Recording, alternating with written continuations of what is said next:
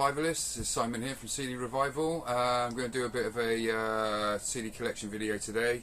I'm still doing my, at the moment I'm doing a Marilyn Manson ranking video, which should be up by the end of the week, but I haven't quite got that ready yet, so I thought I'd just throw this one out. I've not done a CD collection video for a little while, and still got quite a lot of the M stuff to do. Obviously in my M CD collection I won't be showing like my Metallica stuff, which is in a separate video, also Megadeth, also Machine Head, also whatever else I've done, Motley Crue, and obviously I've got Motorhead coming up and Marilyn Manson, which will be the next video, so that should be up by the weekend hopefully, I would have thought at the latest. Just need to finish that one off really. So just going to show you a few from my M collection, some decent CDs that I think that I've got, maybe some not so decent ones, but so we'll just go through and give a bit of a show and tell. I've got the classic Bat Out of Hell from Meatloaf. Most people probably do own that one. It's a good album, to be honest with you. It's a good listen, still stands up today I think. All the tracks are pretty much bangers. Bat Out of Hell, took the words right out of my mouth obviously. Heaven Can Wait, the ballad. All Revved Up with No Place to Go, 2 out of 3 Ain't Bad. Paradise by the Dashboard Light. This is a revamped version, so it's got a couple of added tracks, which is For Crying Out Loud and Dead Ringer for Love. Actually I think For Crying Out Loud was originally on the album, but Dead Ringer for Love obviously was not. So anyway, Bat Out of Hell revamped, basically just includes Dead Ringer for Love. Yeah, that one obviously came out in what, like 1978 or something, 77 apparently, the original version. But yeah, classic album, should be in everyone's collection. And I also have of Meatloaf, and I'm, you know, kind of a sort of fan of his, I guess. Has done some good tracks. Bat Out of Hell 2, which I got from a charity shop, and that's obviously got the I'd Do Anything for Love But I Won't Do That, which is the famous track on there. Rock and Roll Dreams Come Through. Obviously not as good as the original Bat Out of Hell, but not a bad album either. You know, it is Meatloaf, and you know, he does what he does. Good singer. Ooh, was a good singer. Anyway, so that's the Meatloaf that I have. I've got one Monster Magnet CD, Super Judge. Quite a cool one. So you know what they're all about. This was another, I think it's probably a car boot sale. They're not, you know, a band that I seek out necessarily, but if I see something like this for a cheap price I will pick it up. So that's a decent album. This one's from 1993, Monster Magnet. This one I did seek out. This one's a really cool album. It's the first Montrose album, obviously Sammy Hagar on vocals, Ronnie Montrose on guitar. This is the sort of bonus, the deluxe edition basically. See Hagar there looking hella young. So this is like the 2-disc edition. Not the easiest thing to find, but yeah, excellent debut album. This one came out in 1973 originally. I was 1 at the time, so you know, don't remember it from the time, but yeah, really cool tracks on here. Bad Motor Scooter, Rock Candy, amazing track as well.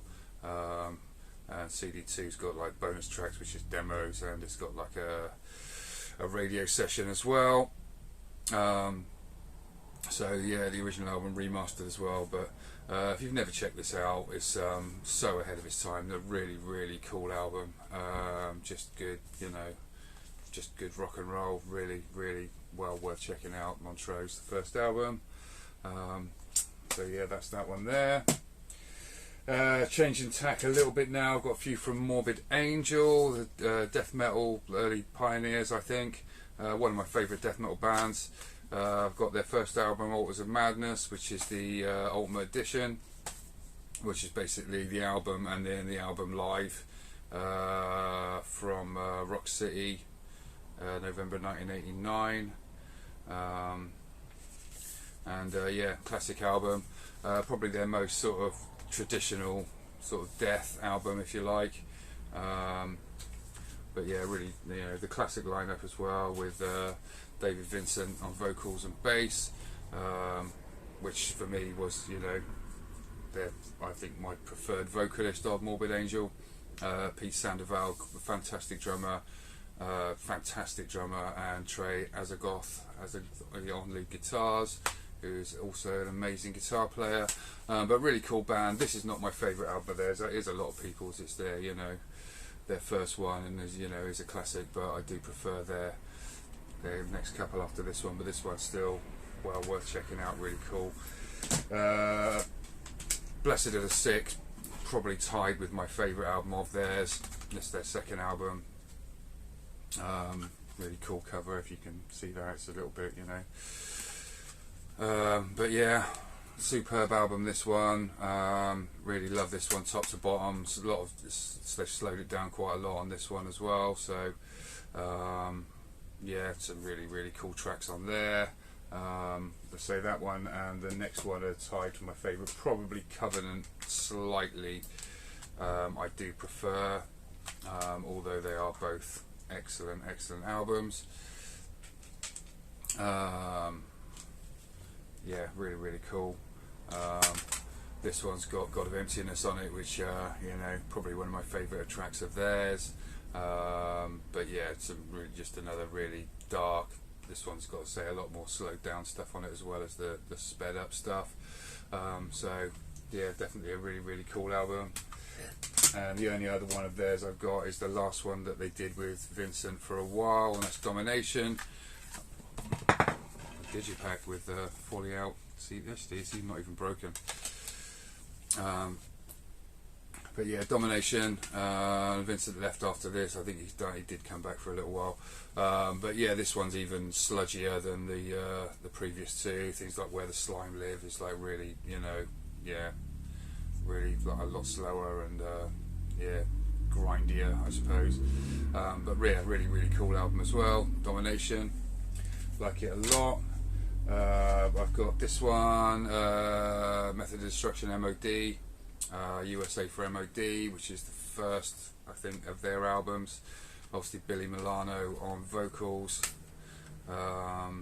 Obviously it's a, you know, he kind of was in the original Stormtroopers of Death, the SOD album. Follows a similar sort of trend, obviously not quite as good, obviously no Scott Ian or Dan Lilker or, you know, Charlie Benante, which is always going to be a bit of a downfall. But yeah, some, you know, good thrashy stuff on here, very politically incorrect, if you like that sort of thing. But yeah, cool album. Now I've got some from, I'll do these ones first actually. Masters of Reality, you might not know them. This album, The Blue Garden as it's often known, but it's just pretty much self-titled. Yeah, it took me a while to find this one. I used to have it on vinyl ages ago. I remember when it first came out, and this album is amazing, man. This album I absolutely love. This is probably, you know, close to being in my top 10 albums of all time. Just amazing tracks on there. Just a really kind of, I don't even know how you describe it. It's like rocky. It's got a very sort of Cream, late 60s sort of vibe to it. But someone on there, lawnmower going up the road. Yeah, some really cool tracks on here. Things like Getting High, Magical Spell, Thief for the Scientist of the Invisibles, an amazing track. Domino, the track Blue Garden, should I say. Things like Eyes of Texas, Sleepwalking. Every track on here just really bangs. It's really cool. I absolutely love it. Disc 2 on this one, which says the deluxe edition, is How High the Moon, which is a live Life of the Viper Room. So it's got quite a lot of stuff from the first album and some other bits as well. But yeah, if you've not heard this album, check it out. I really strongly urge, if you like a bit of a vintage vibe, just a really cool, just a really cool album, The Blue Garden. Absolutely love it. And I've got this one, which is Pine and Crossed Over from Masters of Reality. And this one's not as good. Just leave it as that. And then the last one I'm going to do today, or the last set of albums, is from Mr. Bungle, which was Mike Patton's original side project. He obviously joined Faith No More from Mr. Bungle, and then obviously the real thing went on to be a massive success. So they allowed him to basically, well, they gave him a recording contract for Mr. Bungle.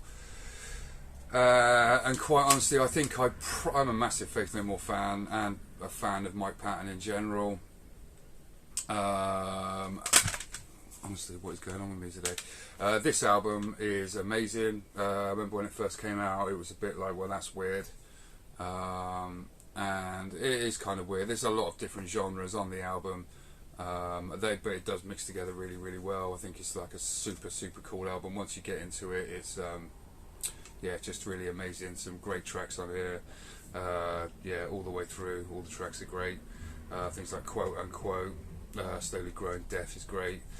Squeeze Me Macaroni, probably a more traditional, if you like, track, less sort of weird, as well as The Girls of Porn, which is more of just a pure funk sort of track, that sort of thing with Chili Peppers, and you know, they were doing at the time. And you've got things like Carousel, Egg, My Ass Is on Fire.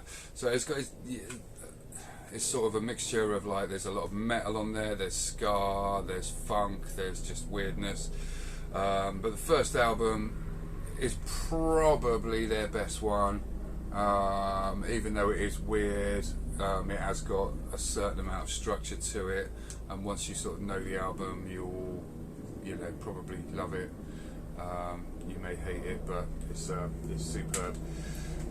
Second album, Disco Volante, is a different story entirely. Seriously, with the Lawnmower, yeah, this one is bizarre. When this first came out, I bought this on import at the Virgin Megastore. I think it was about £15, which at the time was a lot of money, man, for a CD. And we took it back because it was just like, there's no songs on it. And none of these are songs, really. It's a lot of I forced myself to like it, quite honestly, and I do enjoy it for what it is, but there's nothing really resembling what I would call there's certainly not a catchy song on here or anything like that. It's all very odd soundscapes and just weird genres thrown together. It's pretty clever, and if you listen to it over and over and over and over again, you might find that you enjoy it. I do like it. In a way, it's sort of almost my favourite as well, just because of the randomness of it. But yeah, odd. If you like an odd album, if you want, do you know what? I wanted something really odd, something that's really hard to get into. Then Disco Volante is the album for you. Their third album before they split up was California. This is another odd one. This is probably their most commercial album, by a long way, in fact. Some of the tracks on here are very radio friendly almost. Things like Retro Vertigo and Pink Cigarette, for example, are yeah, pretty, you know, loungy and kind of normal, if you like. Sweet Charity is an interesting one to start with. It's quite sort of Beach Boys-ish, quite a lot of it. My favourite tracks on here are None of Them Knew They Were Robots, which is a really cool track. Air Conditioned Nightmare is another really, really good one. And Ars Moriendi, which is absolutely superb. If you're going to check out any track on here, check out Ars Moriendi, because it just kicks ass, man. It's just really, really cool. Goes a bit weirder towards the end with like Holy Filament and stuff like that. Goodbye Sober Days goes super heavy. Yeah, an interesting album once again, but definitely their most accessible to begin with, I would say, this one. But it is still weird. It has got weird stuff on it, but compared to, you know, Disco Volante, it's like nursery rhymes. So, but yeah, really cool album, California. And the last one that I've got from Mr. Bungle is the re-release of the Easter Bunny thing. The Raging Wrath of the Easter Bunny, the demo that originally came out. This has been re-recorded and redone with Dave Lombardo on drums, Scott Ian on guitar, Trace Bruance, who was obviously in the original Mr. Bungle, as was Trevor Dunn. And this is basically a thrash album. It's cool. It's not like any of their other albums. This is just pure mid-early 80s sort of thrash, basically, in the style. You can tell that it's, you know, Scott Ian's on this, because his guitar work is just all over it, and you know, you can tell it's him. A cool album, very retro, sounds really cool. If you want just an out and out thrash album, then, you know, in the style of old, with Mike Patton on vocals. Obviously it's got some stuff that wasn't on the original Easter Bunny demo. It's got a cover of Sergeant D, Speak English or Die, basically. Sorry, should I say, but this is Speak Spanish or Die. So yeah, but it's cool. It's thrashy, it's cool. It's Mr. Bungle, it's got Patton and Scott Ian on guitars, and that's pretty much all you need. So yeah, so a little short video there for just a few of my M's. I say I've got a bunch more M to go through as well, as my Manson ranking, which say will be up by the weekend. So if you're a fan of Marilyn Manson, don't forget to check that one out, so subscribe so you don't miss it. Also Motorhead, which I'm going to do as well, but I probably will end up just doing my top 10 favourite Motorhead albums, just because they've done 20 odd, and much as I love Motorhead, I don't think any of them are bad, but some of them are the same. You know, there's a lot of stuff that's like equally good all the way through, so I'll probably just do the 10 that I think are the best and just show the rest, you know. So yeah, I hope that's cool, and yeah, I will catch you all at the end of the week for my next video. Thanks very much for watching, and I will catch you next time. Take it steady. Cheers.